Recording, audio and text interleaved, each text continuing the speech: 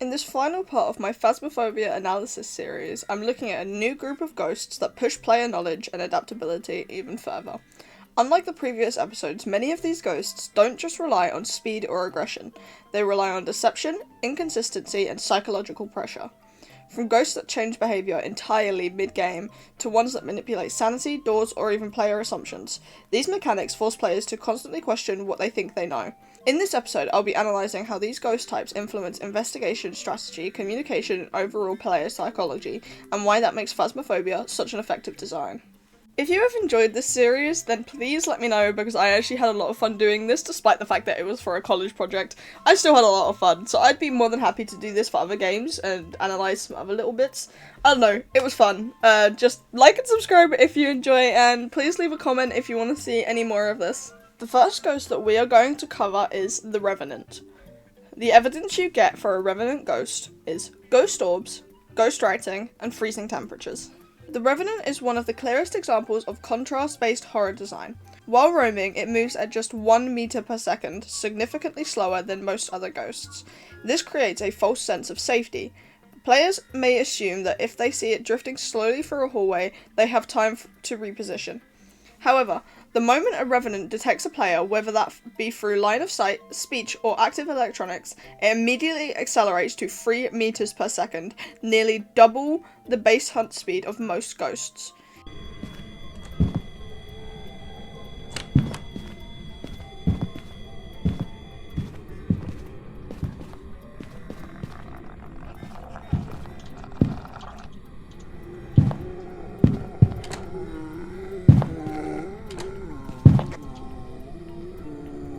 It will sustain this extreme speed until it reaches the last location where it detected the player.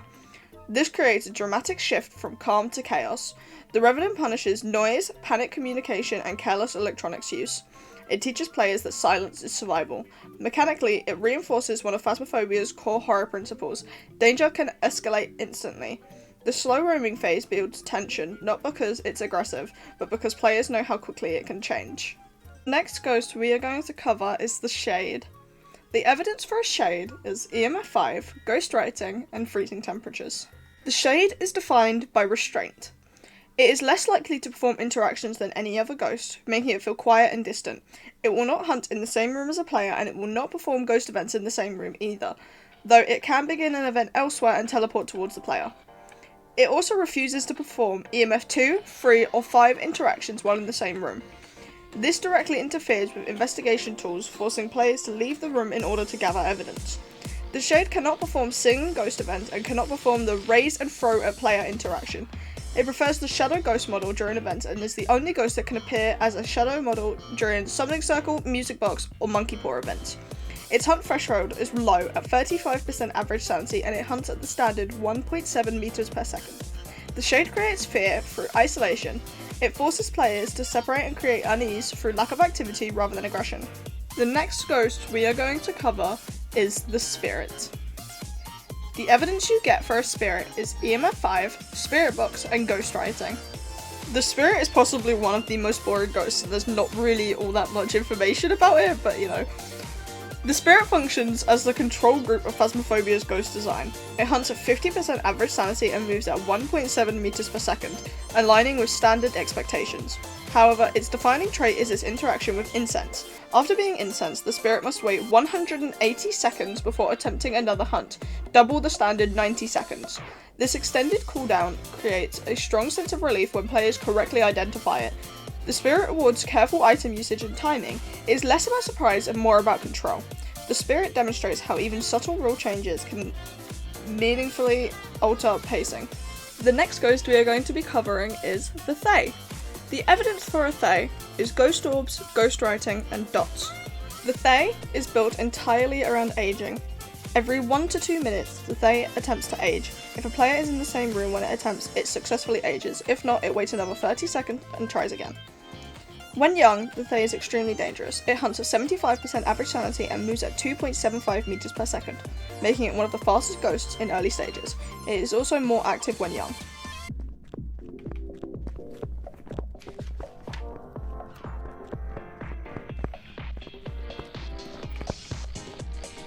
As it ages, it weakens.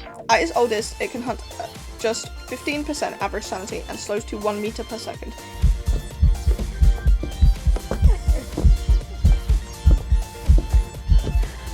It also does not gain any sort of line of sight speed, keeping its behaviour consistent. It is the only ghost capable of having an age of 90 plus on the Ouija board, and its age response increases as it grows older. The Thaye forces players to choose stay in the room and age it quickly, or avoid it and keep it powerful longer. The next ghost we are going to cover is the Mimic. The evidence for a Mimic is spirit box, ultraviolet, and freezing temperatures. However, it also has ghost orbs. The Mimic is chaos disguised as consistency. It will always display ghost orbs, even on 0 evidence difficulties, but these orbs are completely fake. Its true evidence is set to spirit box, UV, and freezing. Every 30 to 120 seconds, it mimics another ghost type, copying all behaviours, hunt speeds, tells, and abilities of that ghost, excluding evidence. This leads to inconsistent behaviour. It may hunt like a Revenant one moment and behave like a Yokai the next. Its hunts are based on whatever ghost it is currently mimicking, including hunt speed and thresholds. The Mimic disrupts pattern recognition, one of the player's strongest tools. The next ghost we are going to cover is the Twins. The evidence for Twins is EMF 5, Spirit Box, and freezing temperatures. The Twins can perform 2 interactions simultaneously, one within its standard interaction radius and one within its extended radius.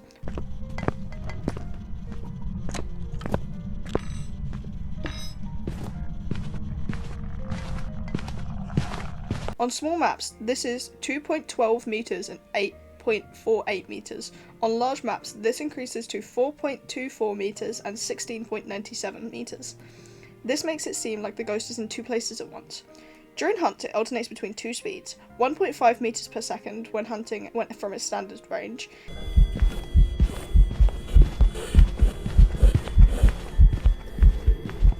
and 1.9 meters per second when hunting from its extended range.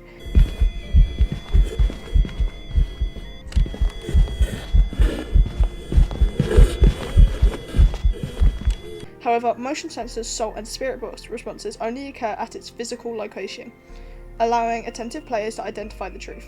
It hunts at 50% average sanity. The Twins manipulate perception of location rather than speed. The next ghost we are going to be covering is the Wraith. The evidence for a Wraith is EMF 5, spirit box, and dots. The Wraith is defined by intangibility. It will never interact with salt and will not be slowed down by tier 3 salt. This makes one of the most common tracking tools completely ineffective. It can teleport to a random player, leaving EMF 2 or 5 at foot height, before walking back to its favourite room. This teleportation creates sudden proximity without warning. It hunts at 50% sanity and moves at 1.7 meters per second. The Wraith removes environmental predictability. The next ghost we are going to cover is the Yokai. The evidence for a Yokai is spirit box, ghost orbs, and dots. The Yokai becomes more active when players talk near it. Talking in the same room can cause it to hunt at up to 80% average sanity, far earlier than expected. Normally, it hunts at 50% sanity. During hunts, its hearing and detection range drops to 2.5 meters, meaning it will struggle to detect players unless extremely close. This creates a contradiction. Voice can trigger it, but silence makes it easier to survive. It moves at 1.7 meters per second. The Yokai turns communication into a risk factor. And the final ghost of the entire series that we are going to cover is the Yurei. The evidence for a Yurei is ghost orbs, freezing temps, and dots. The Yurei is the only ghost capable of closing or interacting with an exit door outside of hunts or events. When performing door interactions outside hunts, it must fully open or fully shut the door, no partial movement. It can shut a door in its room and drop nearby players' sanity by 15% instantly. When incensed, it becomes trapped in its room for 90 seconds, but cannot give dots evidence during that time. It hunts at 50% average sanity and moves at 1.7 meters per second. The Yurei controls both movement and mental stability. Across all 3 parts of this series, it becomes clear that Phasmophobia's ghost design is not random. Each ghost is carefully structured around a specific behavioural concept. Whether that's speed escalation, avoidance mechanics, deception, sanity manipulation, or environmental control. These mechanics don't just create difficulty, they create psychological tension. Players are forced to communicate clearly, manage risk, interpret patterns, and constantly adapt their strategies based on incomplete information. That balance between mechanical clarity and behavioural uncertainty is what makes Phasmophobia such an effective example of psychological horror games. Rather than relying purely on jump scares, the game builds fear through knowledge, and sometimes through the lack of it. I really enjoyed making this series, so let me know if you want to see any more of this. Don't forget to hit that subscribe button and press the bell so you get notified whenever I upload. And for right now, you guys get to see some outtakes of some like stuff that I was talking about in this video and the last 2 parts, because why the hell not, you know? It's funny, it's funny. Whether that's speed, escalation, avoidance mechanics, deception, sanity manipulation, each ghost is from now on. These eyes will not be blinded by the lights. Searching and scanning for answers in every line, for some kind of sign of when you were mine. The Revenant is one of the clearest examples of contrast-based horror design. While roaming, it moves at just 7 meters per second. No, it doesn't. No, it does not.